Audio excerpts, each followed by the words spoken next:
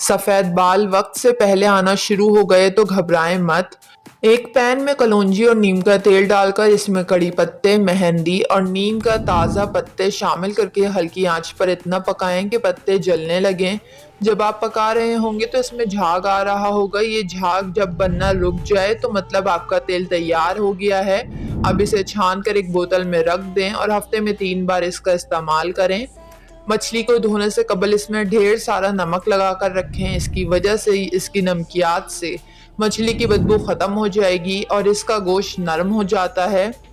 Washing machine में Surf के साथ किचन में मौजूद इन चीज़ों को इस्तेमाल करने से सर्फ की खपत भी कम होती है और कपड़े भी अच्छे से धुलते हैं। ज़्यादा कपड़े एक साथ धोने से सर्फ का इस्तेमाल कम करने वाली ख़वातीन के लिए सबसे शानदार टोटका है कि वो मशीन में नमक डालकर कपड़े धो लें। इससे नमक में मौजूद सल्फ़र कंपाउंड सर्फ के साथ मिलकर कीमियाई ख़वास पैदा करते हैं, जिनसे कपड़ों में लगी गिर्द और धूल मट्टी भी जल्द से जल्द निकल जाती है और इनका रंग भी ख़राब नहीं होता। मशीन में नमक डालने से आपको कमीज़ों के कॉलर को हाथ से रगड़ना नहीं पड़ेगा, क्योंकि ये कपड़ों की अंदरूनी तह में जाकर ज़िद्दी दाग निकाल कर बाहर करने की सलाहियत रखते हैं। वो कपड़े जिनको ब्लीच में धोने से मना किया जाता है लेकिन दाग धब्बे लगने की सूरत में ब्लीच का इस्तेमाल लाजमी करना पड़ता है, इनको साफ़ करने के लिए बेकिंग पाउडर और सर्फ एक अच्छे टोनर ब्लीच का काम करता है। बेकिंग सोडा सूती कपड़ों के धागों को नरम और मुलायम रखने में अहम किरदार अदा करता है। जितने भी क्लिनजिंग और ब्लीच पॉलिस्टर को साफ़ करने में इस्तेमाल होते हैं, इनमें बेकिंग पाउडर का इस्तेमाल होता है। बाल गिरना और खुश्की खुश्की इस वक्त होती है जब खोपड़ी और बालों को हाइड्रेट नहीं किया जाता। बालों का गिरना भी होता है। केला इस मसले का इलाज में मौसर है। केले में मौजूद मिनरल्स और विटामिन सर की जिल्द को हाइड्रेट रखते हैं, जो बालों को सेहतमंद रखने में मदद देते हैं। केले का हेयर मास्क इस तरह तैयार करें कि केले को मैश करके बालों पर लगाएं, फिर इसे अपने सर पर शावर कैप रख लें। ऐसा करने से बालों में नमी बरकरार रहेगी। 20 से 30 मिनट के बाद बालों को सादा पानी से धो लें।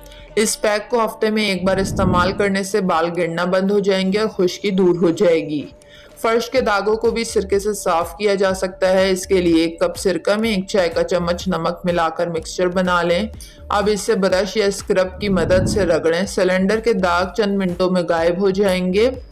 फर्नीचर कितना भी खूबसूरत और चमकदार क्यों ना हो, वक्त के साथ धूल मिट्टी और बार बार साफ करने से इसकी चमक कम हो जाती है, जिसकी वजह से वो बदरंग और पुराना लगने लगता है। अब आप घर बैठे आप अपना फर्नीचर पॉलिश कर सकते हैं, वो भी बिना किसी की मदद के। पॉलिश तैयार करने के लिए आपको सिर्फ 3 चीज़ों की ज़रूरत है: आधा लीटर थिनर, आधा पाव संदरस, मलमल का कपड़ा। सबसे पहले आपको किसी कागज़ या कपड़े के ऊपर संदरस का निकाल कर बारीक पीस लेना है। आप किसी भी तरह इसे पीस सकते हैं जो आपको ठीक लगे। संदरस आपको किसी भी फर्नीचर या फिर पेंट की दुकान से मिल जाएगा बआसानी।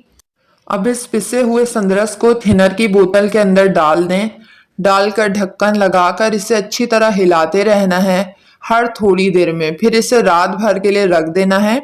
अगली सुबह थिनर और संदरस वाला मिक्सचर मलमल के कपड़े से छानकर दूसरी बोतल में डाल दें और इसे अच्छे से छानना है ताकि फर्नीचर पर पॉलिश इतनी ही अच्छी हो।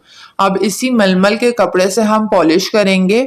पॉलिश करने से पहले मतलूबा जगह की सूखे कपड़े या ब्रश की मदद से सफाई करें ताकि धूल मिट्टी बाकी ना रहे।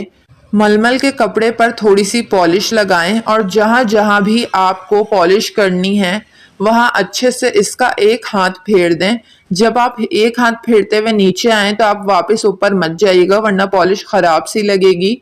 जब तक पॉलिश खुश्क ना हो जाए तब तक आपने इस बात का ख्याल रखना है कि इस पर मिट्टी ना पड़े, इसलिए कमरे के खिड़की और दरवाजे बंद रखें। इस पॉलिश को आप खुश्क होने के बाद गीले कपड़े से भी साफ कर सकते हैं, ये खराब नहीं होगी। साल में 1 बार इस पॉलिश को अपने फर्नीचर पर इस्तेमाल करें, फर्नीचर चमक जाएगा। वीडियो को लाइक और चैनल को ज़रूर सब्सक्राइब कर लें।